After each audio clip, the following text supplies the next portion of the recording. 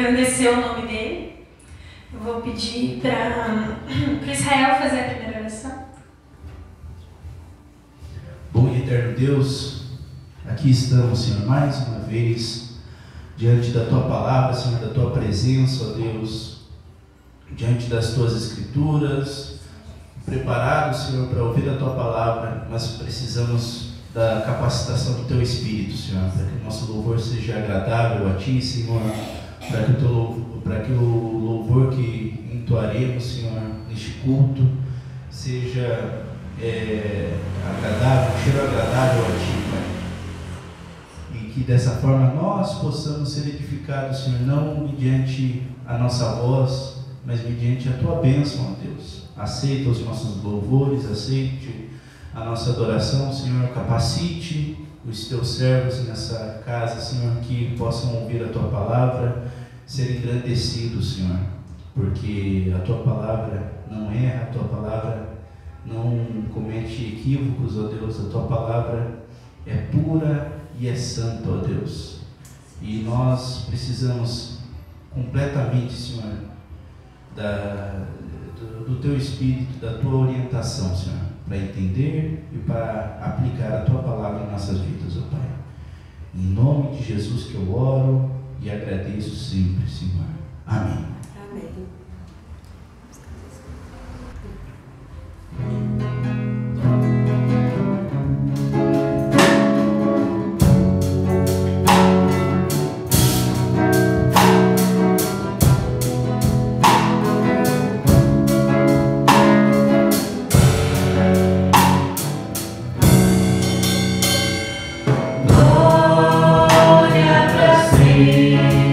Meu poder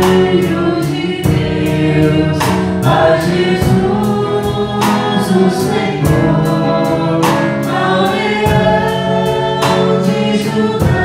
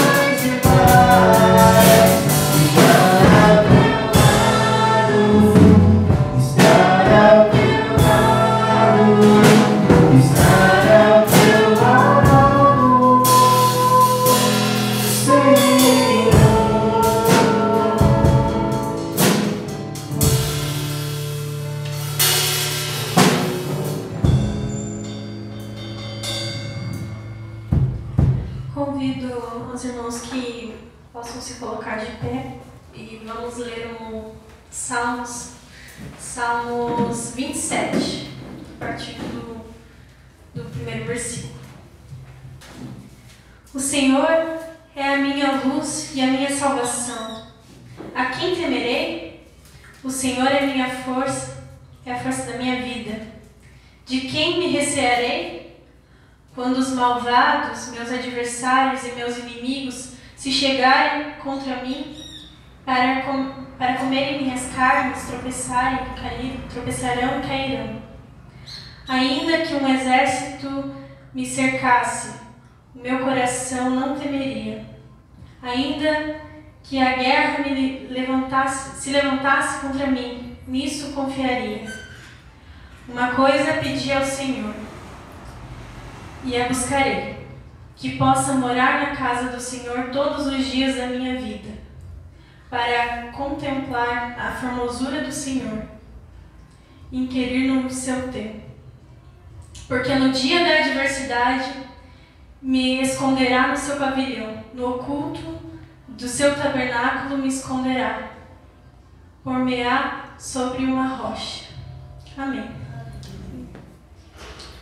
Uma coisa pedi ao Senhor, e a buscarei, que possa morar na casa do Senhor todos os dias da minha vida. Que nós possamos buscar isso na nossa vida, que sempre estejamos ávidos em buscar ao Senhor, em querer estar na presença dEle e estar na sua casa.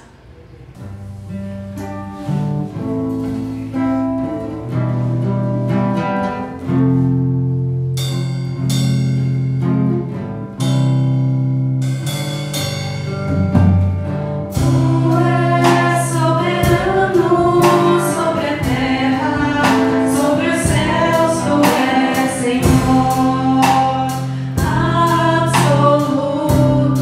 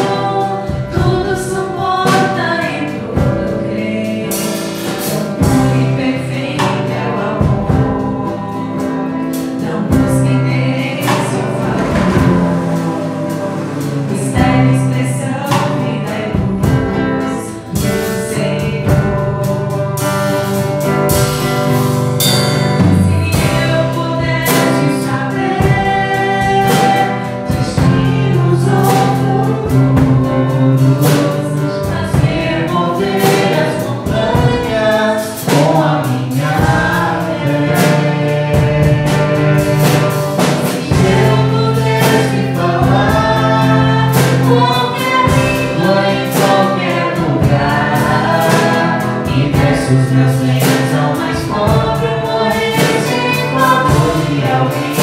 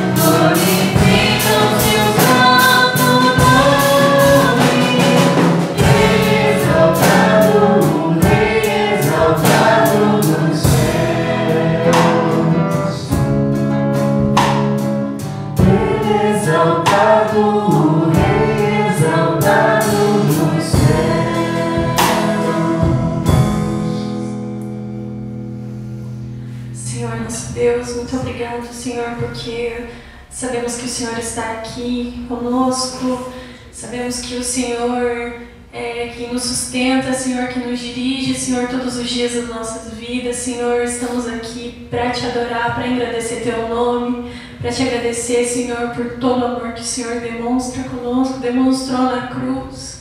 Muito obrigado, Senhor, porque só estamos aqui por por causa de Ti, Senhor. Muito obrigada por tanto amor, por tanto carinho, Senhor. Mesmo nós não sendo merecedores desse amor, Senhor. Muito obrigada, muito obrigada. Eu te peço, Senhor, te peço por esse país, Senhor, te peço por cada família, por cada pessoa, Senhor, que ainda não conhece Teu nome, Senhor, que muitas vezes estão distantes por conta de falsos profetas, Senhor, que pervertem a palavra, Senhor. Te peço, Senhor, tenha misericórdia desse país, tenha misericórdia dessas pessoas, Senhor, que elas possam encontrar o Teu nome, te conhecer, Senhor, de verdade. É isso que eu te peço, Senhor, em nome de Jesus que eu oro. Amém. Amém.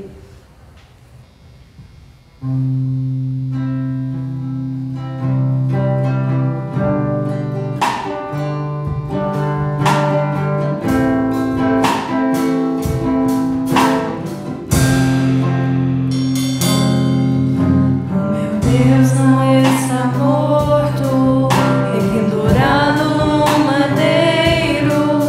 O meu Deus não é de prata, nem de bronze, nem de ferro. O meu Deus está bem vivo, está olhando pra você.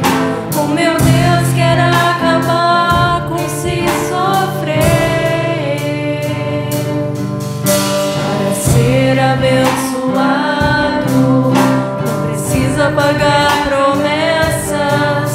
Jesus Cristo já morreu por nós e a vitória já é certa. Não se iluda com essa vida, o caminho é Jesus. Levante agora e tome a sua cruz. Jesus é o Rei da glória. Ele é o único que pode te dar vitória. Jesus é o Rei da glória. Ele é o único que pode te dar vitória. Para ser abençoado, não precisa pagar promessas. Jesus Cristo já morreu por nós e a vitória já é certa.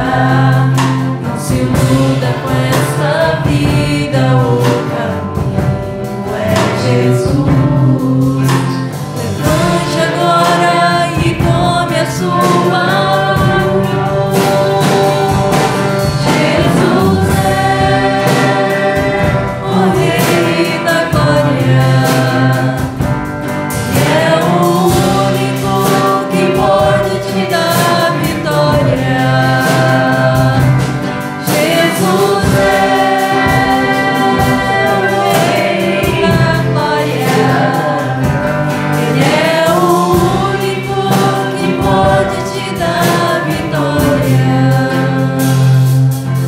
Não existe outro Deus mais forte que o meu. O nome dele é Jesus, o Rei da glória. Jesus é o Rei da glória. Ele é o único que pode te dar vitória. Jesus é o Rei da glória. Ele é o único que pode te dar vitória.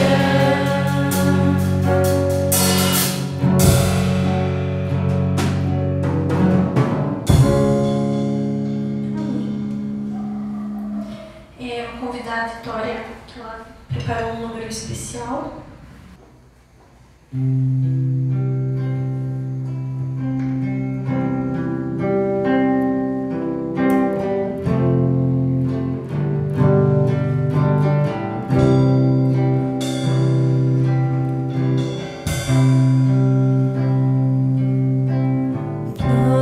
frustrados, dias nublados, me pergunto por que foi que eu sonhei.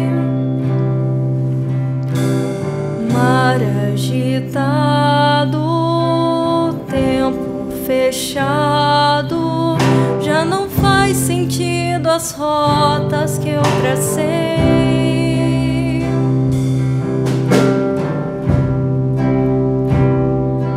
Mas o dono deste mar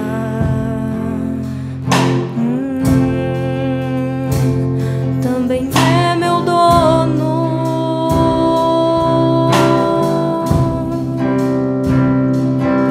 Ele não me abandonou, eu sei, está me ensinando.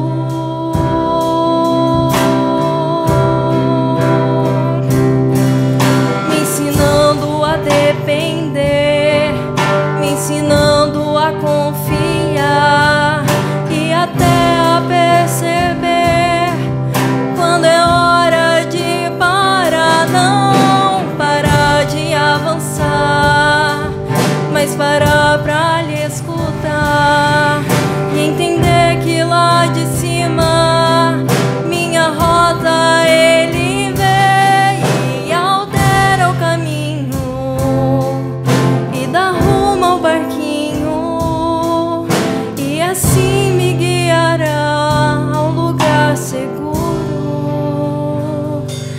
A calmaria.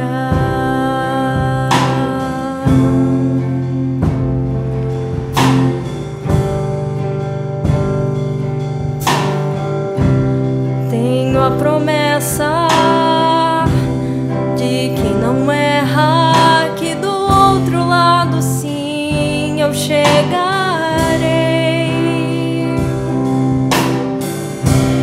Não estou sozinho, tenho comigo a quem nada lhe resiste, pois é rei.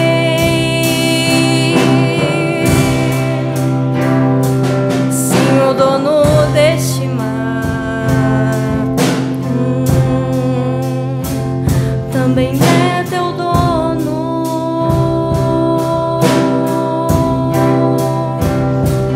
Ele não te abandonou, eu sei, está te ensinando.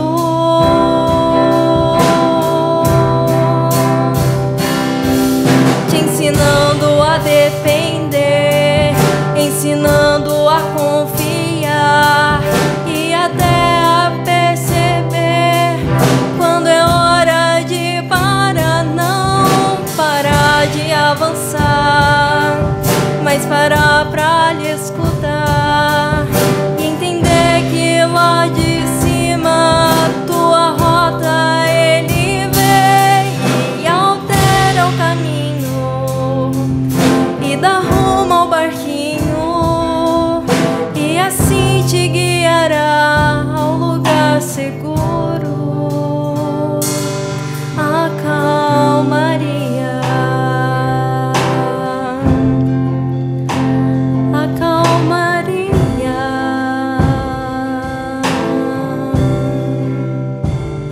A calmaria.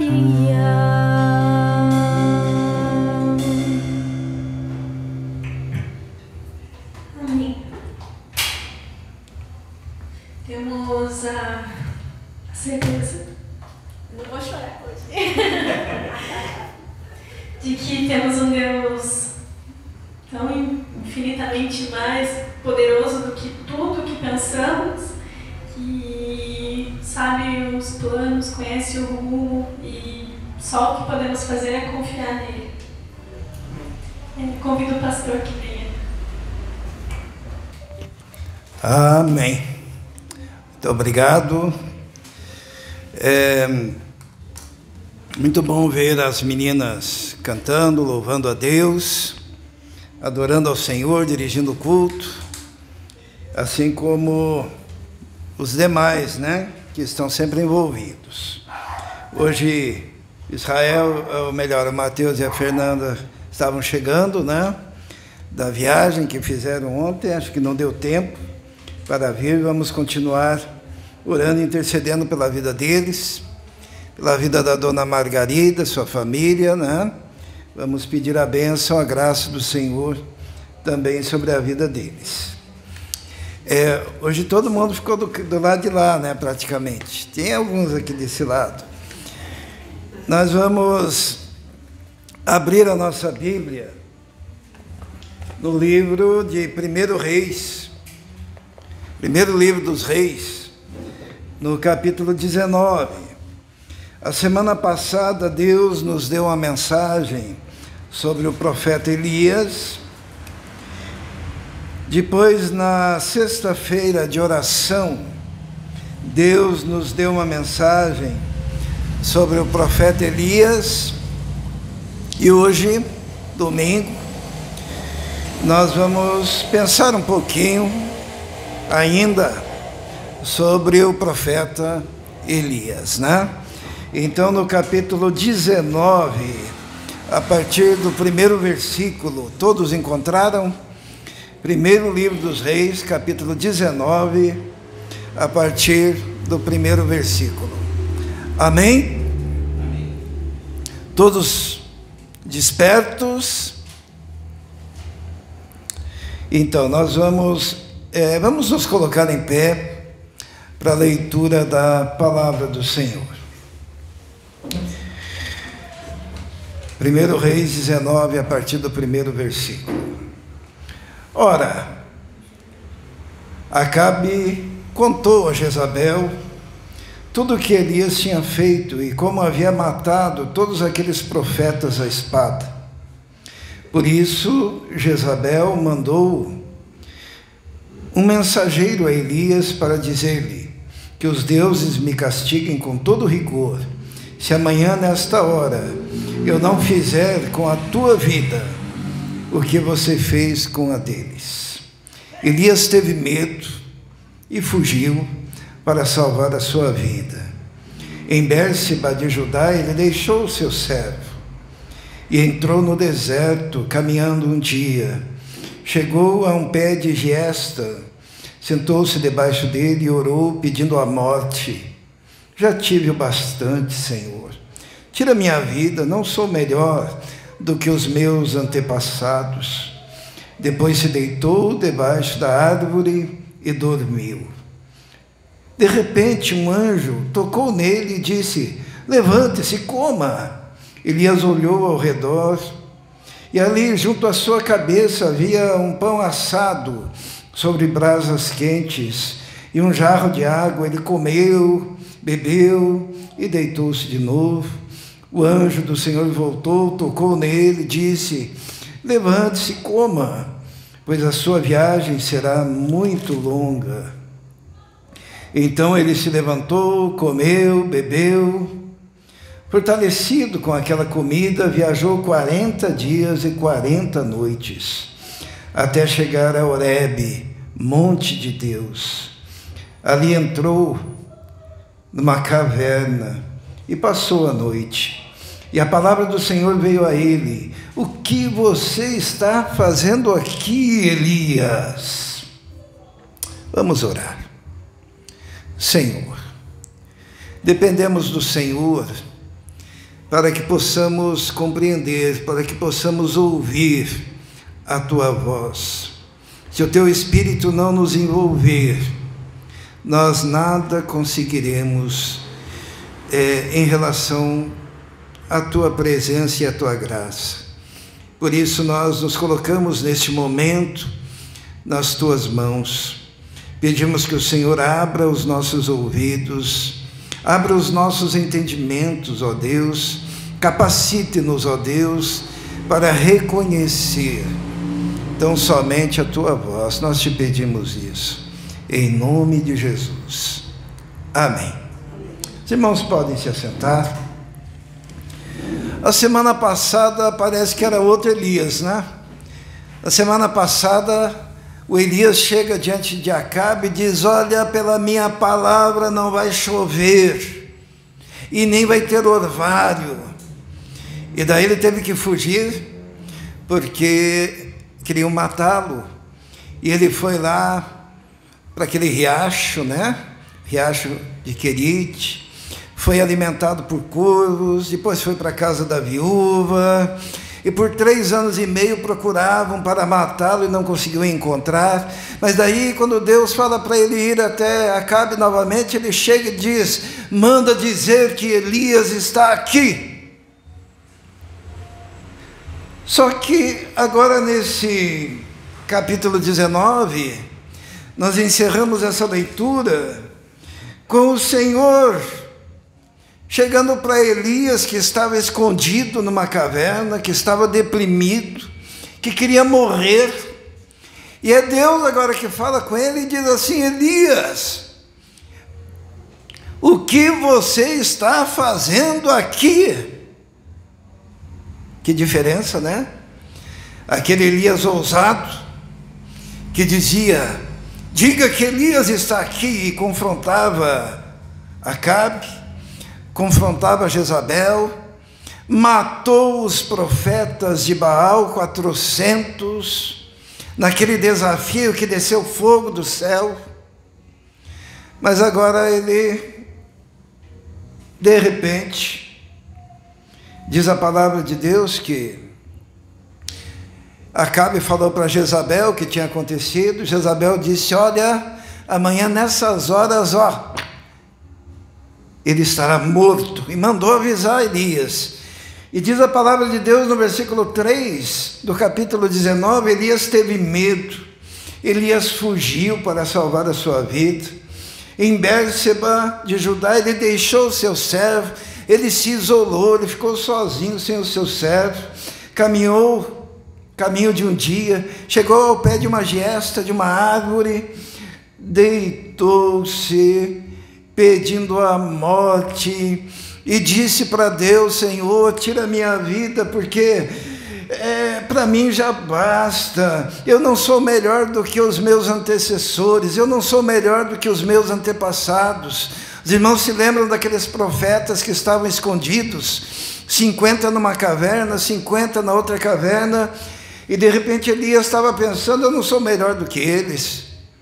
O que faz um homem que acabou de fazer uma obra tão grandiosa, de repente, cair num profundo estado de depressão, de angústia, de sofrimento, de dor? Ele não queria mais viver, deitou-se e dormiu. Ele pediu a morte, pediu: Senhor, tira a minha vida, porque ele não tiraria a própria vida. Mas quando a pessoa está num estado assim de depressão, de angústia, de sofrimento, ela quer fazer o quê? Ela quer dormir, e muitas vezes ela não tem vontade de levantar. E era o que estava acontecendo com Elias. Diz que Elias deitou debaixo daquela árvore e dormiu. Sabe aquele sono da angústia, aquele sono do sofrimento, aquele sono de tentar esquecer os problemas, aquele sono de tentar sair daquela situação e daquela realidade. O que aconteceu com o profeta Elias? Depois de ter feito algo tão grandioso, essa exaustão espiritual, esse vazio angustiante, eu tenho a impressão que o que aconteceu aqui é que no começo do ministério dele, quando ele surge, quando ele vem lá de Tisbe e fala com Acabe, imediatamente queriam matá-lo. E daí, depois que ele faz toda aquela obra grandiosa que ele fez, e ele pensa no seu coração: olha, os profetas de Baal foram derrotados, o povo percebeu que o Senhor é Deus, o altar foi reconstruído, tudo será diferente. Mas nada mudou, porque se no começo da história queriam matá-lo, agora, depois de 3 anos e meio, ele recebe uma mensagem dizendo: você vai morrer, nós vamos matá-lo. Sabe quando parece que nós estamos andando em círculos? Quando parece que nós tivemos uma vitória na nossa caminhada, mas de repente a impressão que dá é que nós voltamos ao ponto inicial. E se lá no ponto inicial tinha gente querendo matar a gente, agora nesse momento, 3 anos e meio depois, parece que tudo voltou a ser como era, e parece que aquela obra tinha que ser recomeçada e tinha que se fazer tudo de novo. Aquilo foi pesado para Elias. E ele, na sua angústia, na sua dor, ele ficou tão exausto e pediu para o Senhor: Senhor, tira a minha vida, porque eu não sou melhor do que todos estes que estão por aí. E ele sentiu-se só, porque ele diz ao Senhor: só eu sobrei de todos os profetas do Senhor. Depois ele descobre que não é bem assim. Mas o que importa é que naquele momento ele sentia-se absolutamente só. Absolutamente só. Eu não sei quantos aqui já passaram por isso, né? Por essa situação de se isolar, a situação de deitar na cama, chorar, e não querer pela manhã se levantar, não ter força para as suas atividades normais, e dizer: Senhor, eu não sou melhor do que o resto dessa população, eu não sou especial de forma nenhuma, embora eu seja filho teu, eu não me sinto alguém habilitado, capacitado para este momento. Existem momentos na vida que nós passamos por essas crises, por essas dificuldades. Elias era um homem sujeito às mesmas paixões que nós. Por isso que ele é um exemplo para nós. Mas é muito interessante o método que Deus usou para arrancar Elias dessa situação de depressão, dessa situação de desânimo, dessa situação de sofrimento. Deus usou um método ali, e também é um método que Ele usa conosco, e que nós podemos aprender com o método de Deus a recebermos a restauração, mas a também concedermos aos outros que estão em depressão, em sofrimento, em tristeza profunda também, a possibilidade de serem recuperados de uma condição assim. Qual foi o método de Deus para restaurar o coração do profeta Elias? É isso que nós vamos ver brevemente hoje. Então eu peço que os irmãos abram em 1 Reis 19, versículo 5. Diz assim a palavra de Deus. 1 Reis 19, 5. Depois se deitou debaixo de uma árvore e dormiu. De repente um anjo tocou nele e disse: levante-se e coma. Elias olhou ao redor, e ali junto à sua cabeça havia um pão assado sobre brasas quentes e um jarro de água. Ele comeu, bebeu e deitou-se de novo. O primeiro método que nós encontramos aqui, quando Deus quer recuperar, restaurar o coração de alguém que está profundamente angustiado, decepcionado, desistindo da vida, desistindo de tudo, eu chamo de um método do pãozinho quente. Sabe o que é o método do pãozinho quente? É quando Deus, Ele arregimenta os seus anjos lá no céu para preparar nas brasas um pãozinho, né? Lógico que é o pão daquela região, que é um pão diferente do nosso pão, mas eu gostaria que os irmãos entendessem, né? O que é sentir aquele cheirinho de pão quentinho, feito na hora, tendo as brasas ali do lado, e aquilo evoca as lembranças, para um profeta que era da roça, para um profeta que era do interior, para lembrar dos cuidados da sua mãe, para lembrar daquele cheiro da infância, daquele cheiro dos momentos de comunhão e de intimidade. Parece que não é nada isso, né? Um dia eu estava tão triste, estava tão preocupado, e alguém me ofereceu um pãozinho quente. Sabe de que maneira? A Rebeca diz: pai, vem comigo. O que você quer, filha? Não, vem comigo, não fala nada. E eu peguei o carro, ela entrou no carro e fomos, eu não sabia para onde eu ia, mas ela disse: pai, eu te trouxe aqui, ó, porque eu quero te dar um pastel, né? Aquele era o pãozinho quente.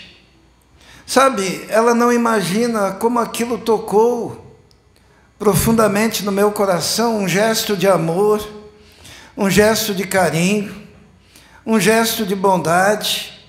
Pensar que aquele profeta estava ali querendo a morte, e Deus se preocupa em alimentar aquele profeta, em evocar as suas lembranças, porque eu, quando penso na minha mãe, eu lembro de bolinho de chuva que ela fazia, né? Esses dias havia uma visita para fazer aqui na igreja, e eu chamei todos para que viessem, e de repente surgiu um problema para um, problema para outro, problema para outro, nem todos puderam vir, acabou indo bem pouca gente para aquela visita tão importante. Eu fiquei triste, e quando eu chego naquela casa, eu olho naquele canto, a mulher tinha preparado macarrão caseiro. Eu olhei aquele macarrão caseiro que ela fez para nós, e eu lembrei de quem?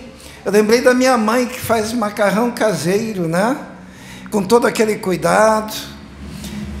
Sabe quando as lembranças são evocadas e o coração é aquecido, e de repente você não se lembra daquilo que parece ruim, mas você se lembra daquilo que parece bom, daquilo que evoca a sua lembrança da infância, aquele que invoca o calor de estar junto numa reunião familiar.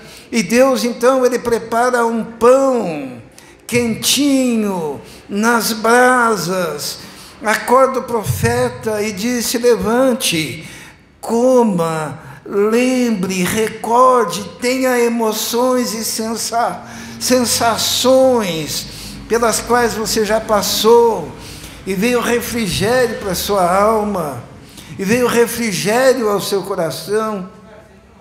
Nós não imaginamos o que significa levar um pãozinho quente, né? Eu não sei se a Miriam de vez em quando não acorda e pensa: vou fazer um pãozinho quente para o pastor Brasil, meu pai. E inesperadamente ela chega lá na casa do pastor Brasil com um bolinho de chuva, com um pedacinho de torta, né? Com uma carninha que ela fez, e pensar: meu pai vai gostar. E ela pensa que está só, sei lá, lembrando dele, fazendo algo. Mas imagine o coração aquecido e alegre. E quando a pessoa está triste, e quando a pessoa está angustiada, e de repente encontra-se com o filho, como aconteceu comigo esses dias, e o Israel, ele olha para mim, me dá um abraço forte, e com os olhos cheios de lágrimas, ele diz: você é o meu mentor, você me dá mentoria. Ele imagina que não significou muita coisa, mas o meu coração foi aquecido e arrancado de uma situação de tristeza, de dor, gestos, pequenos gestos, porque você pode fazer o contrário também. Você pode dar de presente um escorpião, né?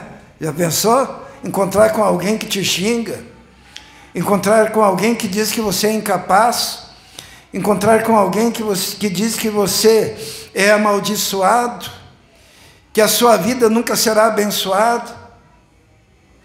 Qual mais gostoso? Um cafezinho, um pãozinho quente, um abraço. Era o que o profeta precisava naquele momento. E Deus, na sua sabedoria, os irmãos já pararam para pensar que o céu se moveu para levar ao profeta um pedaço de pão?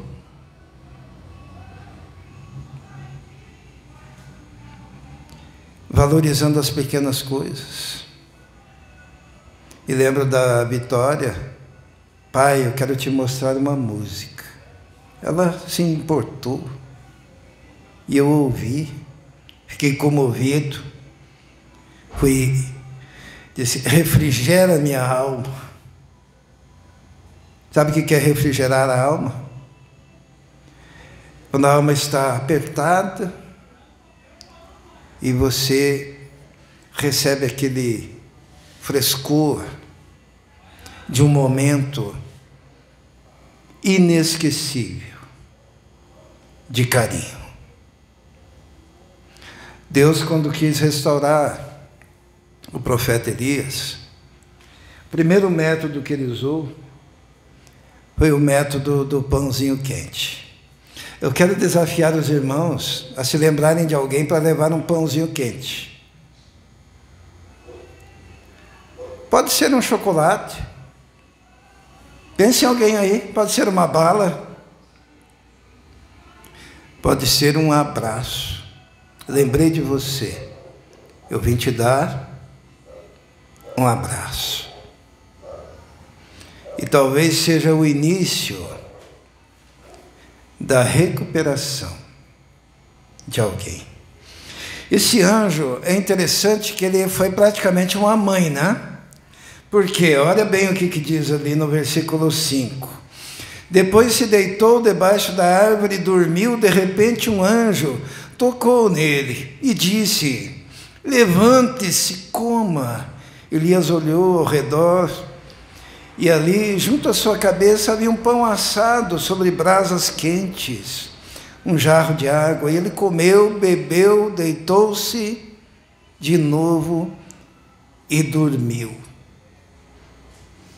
Come, se alimente.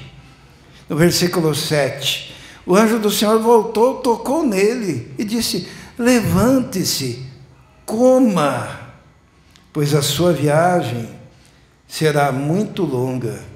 Então ele se levantou, comeu e bebeu. Vai lembrar minha mãe, né? Não é isso? Israel, levanta, vem comer. Ele morou lá, né, uns dias. Daí ele termina de comer, deitou, dali a pouco está ela chegando. Fiz uns bolinhos. Não é assim? E como é que você se sentia? Né? Quer coisa melhor? A pessoa sendo arrancada muitas vezes, não era o caso, creio, mas de um sentimento de não ter valor, e de repente alguém te valoriza. Porque não são coisas grandiosas que valorizam. Pãozinho quente, uma fogueira, alguém preocupado com você, que disse, levante, seja forte, porque você tem uma caminhada. E nessa caminhada você precisa de força. Sabe, eu estava pensando nisso daqui, e me lembrei de um homem na Bíblia, que não ganhou o pãozinho quente, que não ganhou esse carinho, que não teve a oportunidade de voltar à reminiscência da sua infância, para tratar daquelas coisas que ficaram para trás. Tem um homem na Bíblia chamado Moisés, que ele colocava no coração, e nunca se diz na Bíblia que ele tratou aquilo, porque é um homem que foi, quando era bebê ainda, foi abandonado pela sua mãe. Não porque ela quisesse abandoná-lo, foram as circunstâncias da vida, foi o decreto do rei. Imagine uma criança que desde bebê, ela sabe que ficou pouco tempo com a mãe, e mesmo amamentando, ou melhor, sendo amamentado pela mãe, ele não podia chamá-la de mãe, tinha que chamar de mãe a filha do faraó. E cresce longe dos seus irmãos, num palácio, a vida dividida, sabendo que seu povo é escravo. Quantas pessoas andam por aí que foram muitas vezes abandonados pela mãe por uma circunstância da vida, por falta de recursos, de condições, e que precisaram que alguém como esta igreja se importasse e levasse um pão quente, e levasse uma palavra. Moisés foi um homem assim, que cresceu de forma muito dura, daí no palácio, ele sabia que aquele não era o lugar dele, mas o lugar dele era entre os escravos, mas ele estava lá, o coração era dividido. E um dia ele foi defender os escravos e acabou matando um egípcio. Só que os seus irmãos escravos o denunciaram, ele teve que fugir. Ficou 40 anos longe no deserto, lá de Midian, cuidando de ovelhas. Depois Deus diz assim: volte. E ele volta. E ele conduz o povo. E o povo ingrato, o povo murmurador, 40 anos no deserto, querem água, ele providencia água, querem carne, ele providencia a carne, reclamam da caminhada, ele apazigua. Em dado momento dizem para ele: você quer ser rei sobre nós, nós somos todos iguais, e queriam passar a rasteira nele. Quando ele escolhe uma mulher para se casar, a irmã dele diz assim: como é que você vai casar com essa mulher etíope? E foi contra o casamento. Ele guardando o sofrimento no coração, e naquela caminhada no deserto, ele nunca foi tratado. E um reclamava daqui, e um exigia de lá, e um dizia que era melhor ser escravo e voltar para o Egito, e outro dizia: olha, você nos vai fazer morrer nesse deserto. E ele guardando aquilo no coração, até que num dado momento, mais uma vez, o povo pede água, e Deus fala assim para ele: fale com a rocha novamente. Da primeira vez ele encostou na rocha, mas da segunda vez era para falar com a rocha. E na sua ira,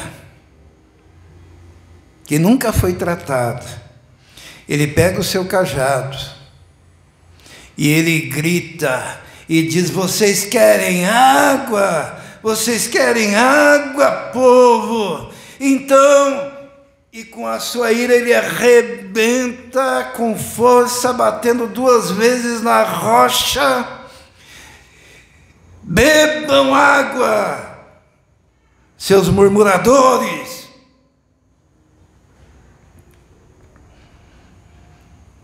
E Deus olha para ele e para Arão e diz: por causa disso, por causa desse pecado, vocês não entrarão na terra prometida. Não foi tratado, não teve um pãozinho quente, não teve um afago no coração. Era a gente resmungando de manhã, de tarde e de noite, blasfemando.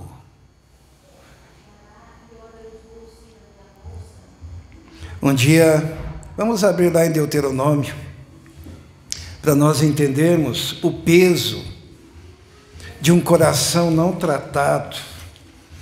Deuteronômio no capítulo 3.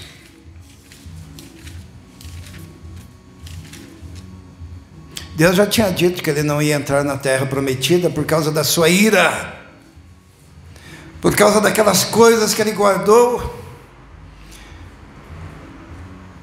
no coração por tanto tempo. Deuteronômio capítulo 3, versículo 23 diz assim: naquela ocasião, é Moisés falando, tá? Naquela ocasião implorei ao Senhor: ó soberano Senhor, tu começastes a mostrar ao teu servo a tua grandeza e a tua mão poderosa. Que Deus existe no céu ou na terra que possa realizar as tuas obras e os teus feitos poderosos. Deixa-me atravessar, eu te suplico, e ver a boa terra do outro lado do Jordão, a bela região montanhosa e o Líbano. Todavia, por causa de vocês, povo, o Senhor irou-se contra mim e não quis me atender. Basta, ele disse, não me fale mais sobre isso.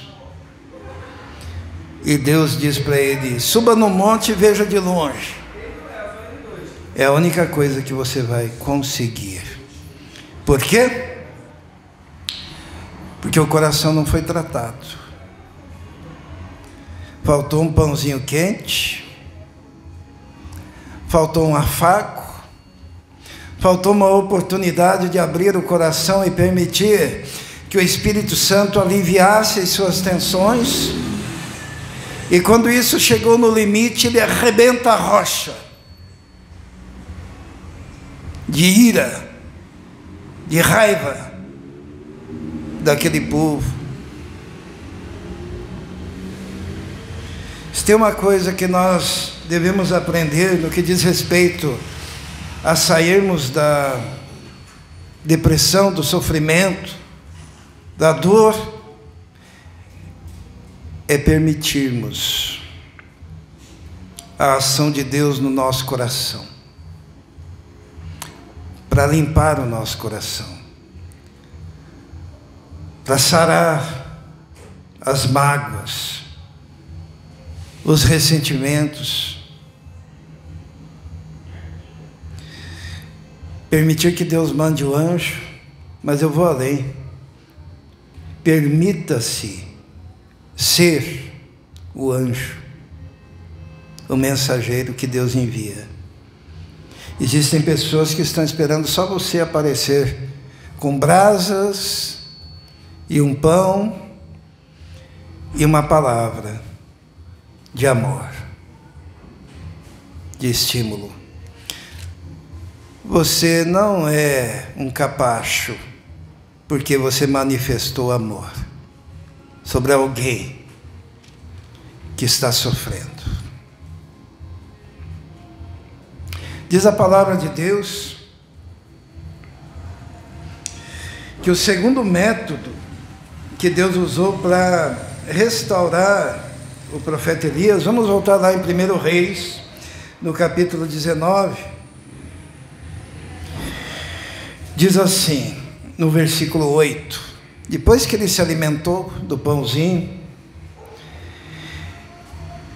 1 Reis 19, 8, então ele se levantou, comeu, bebeu, fortalecido com aquela comida, viajou 40 dias e 40 noites, até chegar a Horebe, monte de Deus, e ali entrou numa caverna, e passou a noite. E a palavra do Senhor veio a ele: o que você está fazendo aqui, Elias? O segundo método que Deus usou é o método de oportunidade de ficar só. Sabe, todas as questões na vida da gente, a gente trata entre nós e Deus.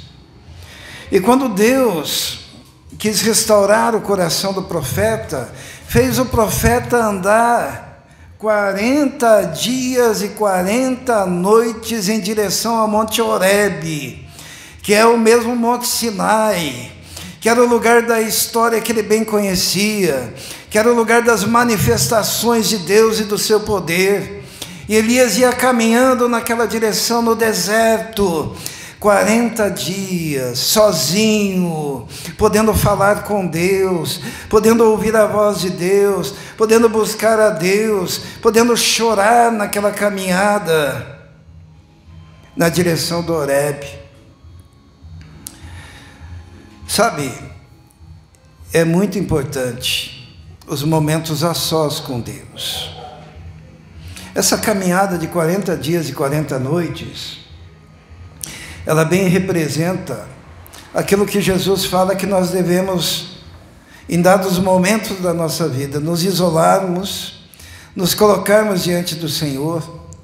Quando Deus impediu Moisés de entrar na terra prometida, Deus falou para Moisés: Moisés, agora vai até aquele monte, o Monte Pisga, sozinho. Porque ali eu tratarei contigo. E você verá de longe o cumprimento de tudo aquilo que você almejou a vida toda, mas que você não iria participar. E sabe, Moisés, ele já estava com 120 anos. Acho que ele demorou muito para tratar o coração dele, né? Deus olhou para ele e disse assim: agora não tem mais tempo. Vamos capacitar o seu sucessor, Josué. Você verá de longe, mas Josué entrará. Mas antes disso, suba ao monte, sozinho. Tem uma caminhada na vida da gente que a gente tem que fazer sozinho. É muito fácil você depender sempre dos outros. Você não ter a capacidade de ter aquela intimidade. 40 dias andando, imagine. E ele entra numa caverna, e naquela caverna Deus fala para ele: Elias, o que você está fazendo aqui? E é a oportunidade da reflexão. E daí ele conversa com Deus, ele diz: olha, Senhor, eu sou o único que sobrou. Deus diz: não, ainda tem 7.000. Eu não sou melhor do que os meus antecessores, mas Deus o havia chamado. E a palavra de Deus diz que Deus mandou um vento forte, mas Deus não estava no vento. Mandou um terremoto, mas Deus não estava no terremoto. Mandou um fogo, mas Deus não estava no fogo. E daí veio o murmúrio de uma brisa suave. E Deus estava naquele murmúrio da brisa suave, falando ao coração do profeta, restaurando o coração e refazendo o chamado daquele homem de Deus. Deus olha para Elias, quando Elias reconhece a voz de Deus novamente, naquela brisa suave, e Deus diz: pois bem, agora se levante. Lembra que ele tinha andado 40 dias e 40 noites? Daí Deus fala assim, no versículo 15: volte pelo caminho por onde você veio. Aquela caminhada até Horebe era necessária, era um retiro e um reencontro com a voz do Senhor. E daí Deus diz: agora você volte, você vai ungir Azael, você vai ungir Jeú, você vai ungir o teu sucessor,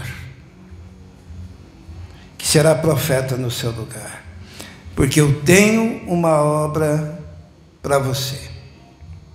O que nós aprendemos aqui é que quando nós estamos envolvidos na obra de Deus, nós não estamos imunes a momentos de exaustão espiritual. Nós não estamos imunes a momentos de profunda tristeza e sensação de incompetência, de incapacidade. Nós não estamos imunes a pensar, poxa vida, mas nós vamos fazer tudo de novo. No começo lá queriam me matar, agora que eu fiz tudo isso, voltei para o começo, querem me matar, e tem mais uma caminhada e depois vão querer novamente me matar, e daí Elias trabalha mais um pouco, e daí vão querer novamente matá-lo. Por quê? Porque o homem de Deus, ele obedece, mesmo em face da morte. O escritor aos Hebreus, ele diz assim, que existem duas maneiras de fazer a obra de Deus. Uma é com alegria, e a outra é com dor. Mas seja com alegria, seja com dor, a obra de Deus tem que ser feita. E o escritor aos Hebreus fala então para aquele povo: reverenciem e obedeçam os seus pastores, para que façam não sofrendo, mas com alegria. Sabe, talvez a gente passe aqui também por momentos, né, de perguntar, poxa, vamos começar tudo de novo. Parece que o trabalho até aqui foi vão, e Deus diz, agora vai lá e faça novamente. E daí passa alguns anos, vai lá e faça novamente, como aconteceu com Elias.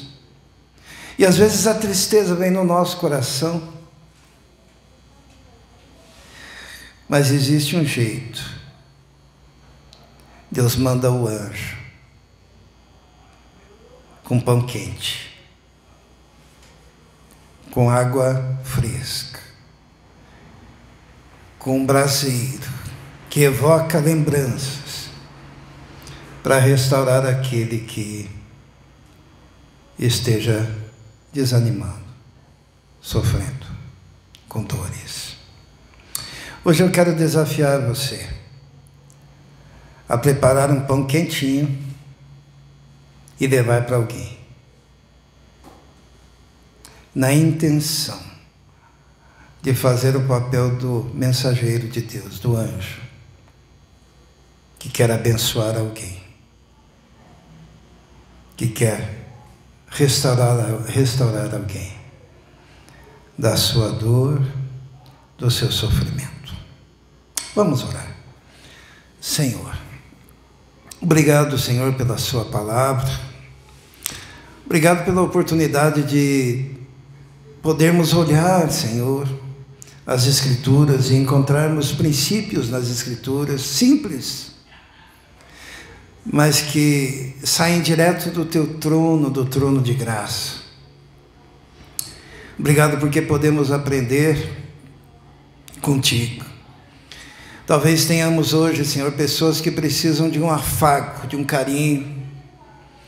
Talvez, ó Deus, tenhamos pessoas que o Senhor esteja chamando para ir até alguém, para abençoar alguém e arrancar alguém da tristeza e da dor.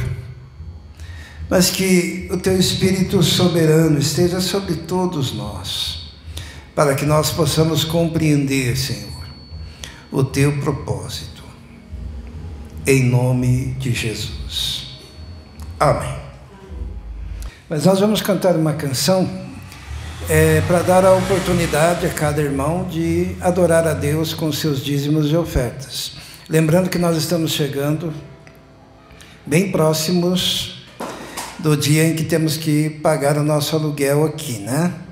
E o nosso bazar será só no próximo sábado, que a gente usa um pouco daquele valor, né? Entra um pouquinho, né, no bazar, também para cobrir o aluguel aqui da casa. Então, quem sentir o desejo no coração de ofertar especificamente para o aluguel, pode ser através do QR Code, né, que temos aqui nas paredes, ou mencionando, né, em algum depósito, ou mesmo ali no gasofilácio. Vamos ter esse momento, então, consagrando ao Senhor os dízimos e ofertas.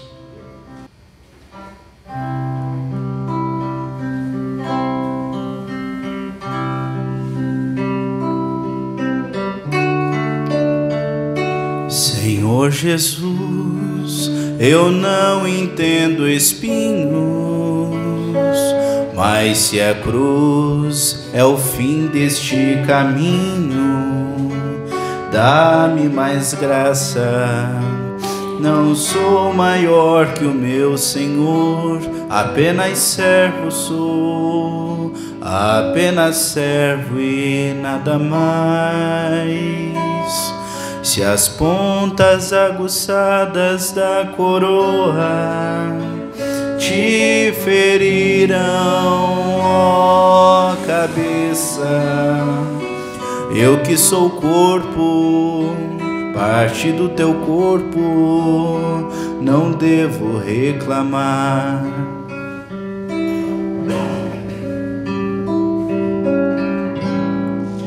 Dá-me mais graça, Senhor, dá-me mais graça. Passa os teus dedos nos meus olhos, vem me consolar. Dá-me mais graça, Senhor, dá-me mais graça. Faze-me em Cristo outra vez ser mais que vencedor. Senhor Jesus, ainda não entendo espinhos, mas se o mesmo faz parte da tua cruz, eu aceito. Não sou maior que o meu Senhor, apenas servo sou, apenas servo e nada mais. Senhor, se estou por ti sendo provado, quero aprovado ser agora. Sei o que tens a dizer e creio nisso também. Basta minha graça. Dá-me mais graça, Senhor, dá-me mais graça. Passa os teus dedos nos meus olhos, vem me consolar. Dá-me mais graça, Senhor, dá-me mais graça. Faze-me em Cristo outra vez, faze-me em Cristo outra vez. Faze-me em Cristo outra vez ser mais que vencedor, um vencedor em Cristo.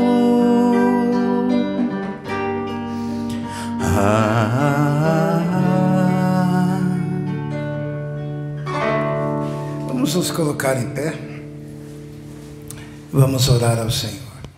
Senhor, colocamos todos os pedidos mencionados, ó Deus, peço pela minha prima Silvia, ó Deus, que está hospitalizada, os médicos não descobrem, Senhor, o que se passa, qual é a enfermidade, mas o Senhor sabe, e pedimos então que o Senhor a visite e que possa encontrar, ó Deus, o melhor tratamento, ou mesmo, Senhor, através do Teu milagre, Senhor, ela ser totalmente recuperada.